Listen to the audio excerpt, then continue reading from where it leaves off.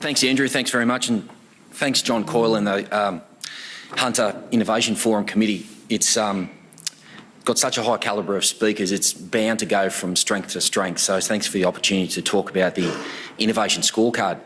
Before I start, Regional Development Australia, Hunter, is one of our main roles is just plain economic development, what that means. But part of the role of finding out what that means is looking at what other regions do, not just around the nation, but internationally. And one thing comes out very clearly to us, and that's the importance of metrics and being able to tell a story that means something. And I think we have been quite bad at selling that in terms of a business case to regions nationally and internationally.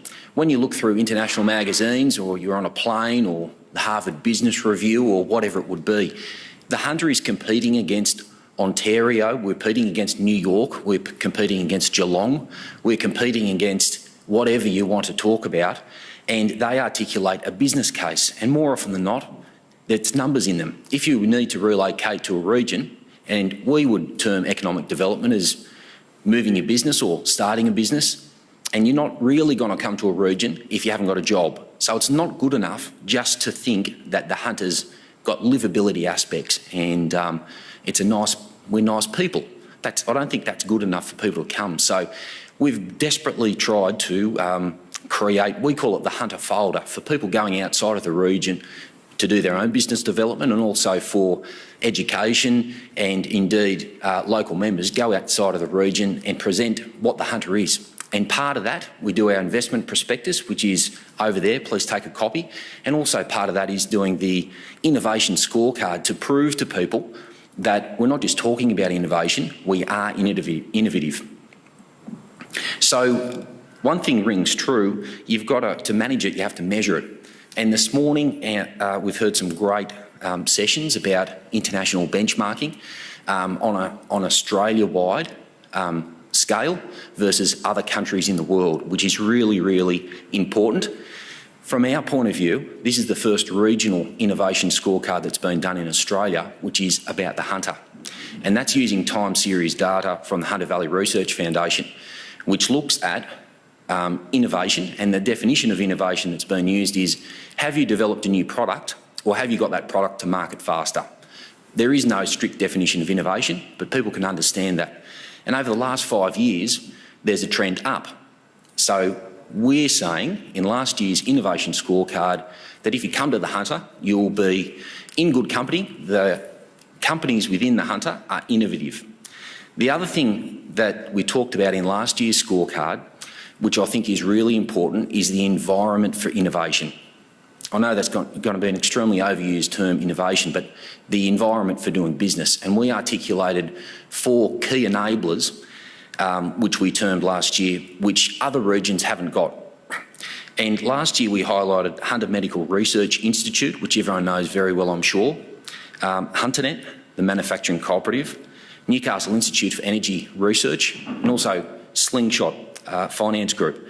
If you go to most other regions in Australia, and indeed the world, you haven't got those enablers. So if you're looking to set up your company, you may find it easier to do business in the Hunter because we're more innovative. We've got a network of people, and indeed we've got these key enablers that are there to help you. Other regions just haven't got that. So we view the innovation scorecard last year a big success. It's gone to all the trade and investment and Austrade offices overseas, and we're fielding inquiries from people wanting to know more about this place called the Hunter. So we're very pleased at that reception. So please download it from the App Store. That's my innovative ploy to you guys today. What I wanted to talk to you about is this year's scorecard. We found it really actually quite difficult to put last year's scorecard together, being the first one. And we want to keep making it harder for ourselves and include more things. So yes, we're going to have the time series data this year from Hunter Valley Research Foundation about, are we seeing the trend of companies that are already in the Hunter tracking up, and that's by have you developed a new product or have you got the product to market, which is very important. But we're also doing an international benchmark We've engaged HVRF to do this, and we're going to be using 6 of the 25 determinants of innovation from the European Union, which is the Regional Innovation Index from the European Union. Now, the reason why we've chosen that, there's a number of innovation scorecards globally, is the EU, since 2001, has been doing a scorecard, and the outcome, in layman's terms, is that for every dollar you put into innovation, you get back plus some. Now, the equation for the EU, and this is unsurprising and everyone can articulate, I'm sure, much better than me, is innovation and research equals economic development and jobs. Also in the EU, in most of the EU regions and countries, there's been policy settings from government about how much manufacturing to retain. And in a lot of the EU, that's at 20%. In Australia, we're about 12% and going south reasonably fast. So there are a lot of differences between us and the EU scorecard.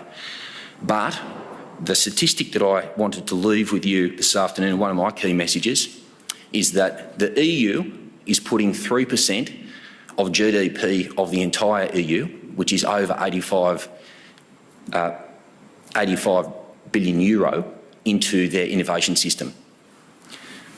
85 billion. So that means, how does it work? What's our innovation system? And how can we learn from the EU?